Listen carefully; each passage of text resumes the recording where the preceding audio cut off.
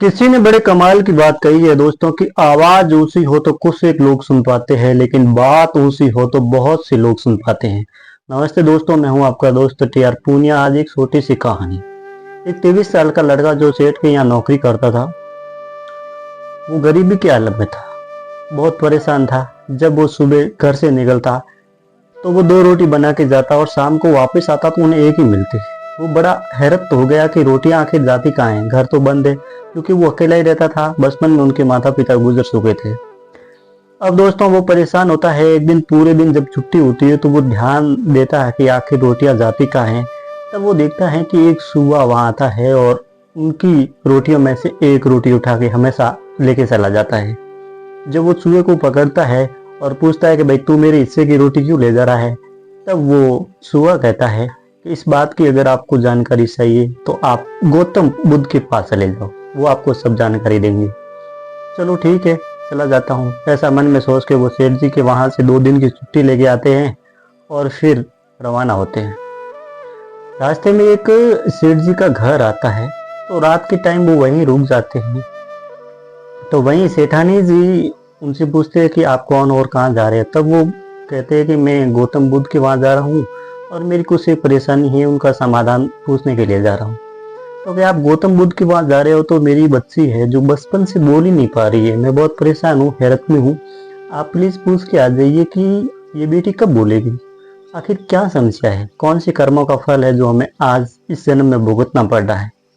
उन्होंने कहा ठीक है, मैं पूछ के आ जाऊंगा। ऐसा करके वो सुबह लड़का वहां से निकल जाता है। रास्ते में एक संत महाराज वहां बैठे दिखाई देते हैं और सामने बड़ी बड़ी पर्वत। अब वो सोचता है कि अब मैं जाऊंगा तो जाऊंगा कैसे, इतने बड़े पहाड़ों को कैसे पार कर पाऊंगा। ऐसा सोचते ही वो महात्मा जी के पास जाते हैं और पूछता है कि महात्मा जी, मुझे ये रास्ता पार करना है और रास्ते में तो बड़े पहाड़ आगे, अब मैं कैसे जाऊं। महात्मा जी ने कहा कि मैं एक चुटकी भर से तुम्हें इन पहाड़ों से पार करवा सकता हूँ, लेकिन तू पूछ के आ जा कि मैं मोक्ष का रास्ता ढूंढ रहा हूँ, वो मुझे कब मिलेगा। अगर तू गौतम बुद्ध के पास जा रहा है तो ये बात पूछ सकता है। उन्होंने कहा ठीक है, मैं पूछ सकता हूँ। उन्होंने वो जादू की छड़ी घुमाई और 1 सेकंड में पर्वतों का रास्ता पार करके मैदानी रास्ता आ गया। अब वो खुशी खुशी लड़का आगे निकलता है तो रास्ते में एक नदी आ जाती है। उनके सामने वही परेशानी की, अब वो जाए तो जाए कैसे, बीच में नदी आ गई। नदी में तैरते तैरते एक बड़ा सा कछुआ आता है। वो कछुए से कहता है कि भाई मुझे रास्ता पार करवा दे, मुझे जाना जरूरी है। तो क्या ठीक है, पीठ पे बैठा लेता है। रास्ते में जब वो सफर कर रहे होते हैं तभी कछुआ उन्हें कहता है कि तुम कहाँ जा रहे हो। तो कि मैं गौतम बुद्ध के पास जा रहा हूँ। तो कि गौतम के पास जा रहे हो आप, तो मेरा भी पूछ के आ जाओ कि मुझे इस योनि से मुक्ति कब मिलेगी। तो ठीक है, मैं पूछ के आ जाऊंगा।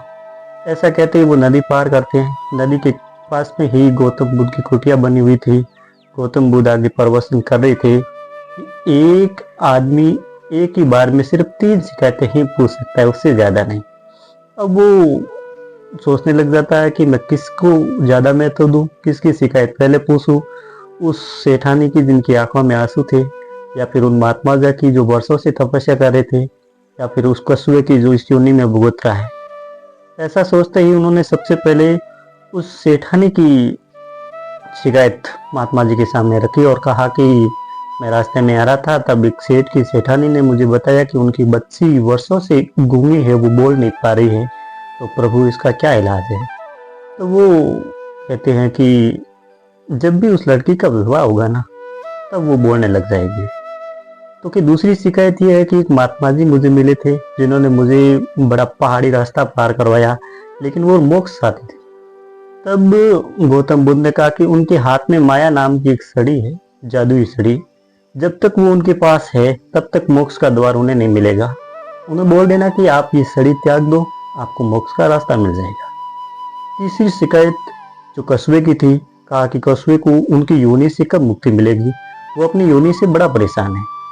तब महात्मा गौतम बुद्ध कहते हैं कि कछुए की खाल ऊपर से उतार दो, तो उनको उनकी योनि से मुक्ति मिल जाएगी। अब 3 शिकायतें थी, पूरी होगी, खुद की शिकायत तो पूछी नहीं। वापस लौट आया, कछुए को बोला भाई तेरे ऊपर जो खाल है वो तू उतार ले, तो तेरे इस योनि से तुझे मुक्ति मिल जाएगी। कछुए ने खाल उतारी, अंदर बहुत सारे मोती मिले। तो कहा ये मोती मेरे तो किसी काम के है नहीं भाई, तू लेके लेके चला जा। उस लड़के ने वो मोती ले लिए। वापिस आते हैं, वो महात्मा जी बैठे हैं। महात्मा जी को बोला कि आपके हाथ में जो छड़ी है, गौतम बुद्ध ने बताया है कि अगर आप इस छड़ी का परित्याग कर दोगे तो आपको मोक्ष का द्वार मिल जाएगा।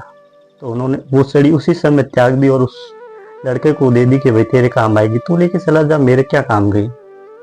अब वो उसी सेठ के घर आता है और सेठानी जी कहता है कि अगर आपकी लड़की का विवाह तय हो जाए तो इसको ये बीमारी दूर हो जाएगी और ये बोलने शुरू हो जाएगी।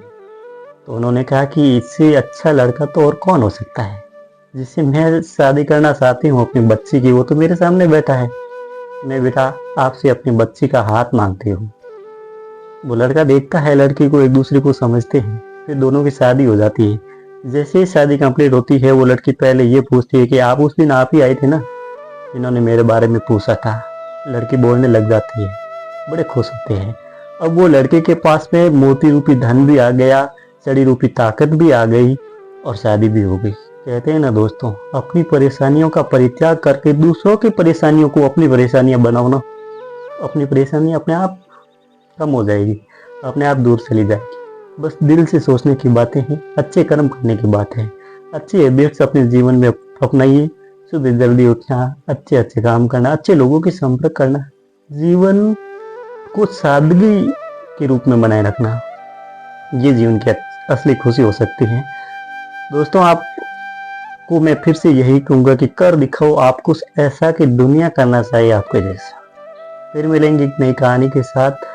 हर दोपहर 12 बजे इसी YouTube चैनल पर नई कहानी के साथ मैं हाजिर रहूंगा। तब तक नमस्कार, फिर मिलेंगे।